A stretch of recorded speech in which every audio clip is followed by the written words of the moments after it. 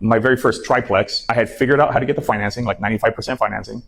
I had just enough for that small down payment, but I didn't have $10,000 for the closing costs. So I had figured everything else out, right? Because that all made sense, but I forgot that escrow is going to have some fees.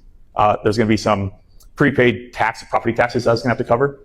So here I am, like very, very close to the closing. I'm 24 years old. I've got this, I already had a couple of other properties, and I'm like, man, I really want this triplex. It'd be like perfect for me. I'd be able to live in one unit, rent out the other two. It was going to be perfect. And the other two would pay for the mortgage. So I'd literally be able to live free in a triplex in Hawaii, one house away from the beach. But I didn't have the 10 grand. I would say that most people think is, okay, let me go to friends and family and try to raise the 10 grand. Most people kind of think. I like to go to the seller. Why would I want to bother anybody else over this deal when the one guy I should probably talk to first is the guy that's about to get cashed out, and I've already figured out how to get him 99% of his money. He's probably more likely to be incentivized to figure out how to help me close that gap. Tuesday evening, I remember it was dark. I go to the house, even though the realtor was like, don't bother the seller.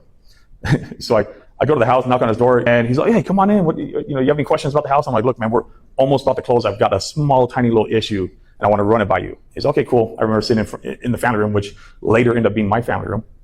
And I'm like, I'm short 10 grand.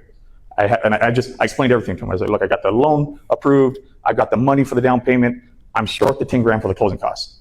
I just got the HUD statement, or the tentative HUD statement from escrow. HUD statement is your statement before closing that shows where all the money's going. He looked at my HUD statement, I brought it with me, and he said, okay, I'll tell you what, I'll loan you the 10 grand. At escrow, when I go in and sign, I'm gonna leave a check for you for 10 grand, and they're gonna hold on to it, and it's gonna get deposited into your side of the account. And then when you deposit the rest of the money, we'll close. And he literally just grabbed a piece of paper, said, actually his name was Marty Garrett, Marty Garrett, 10 grand, and I've got 1 year to pay him. This taught me a lot, right, because I was 24.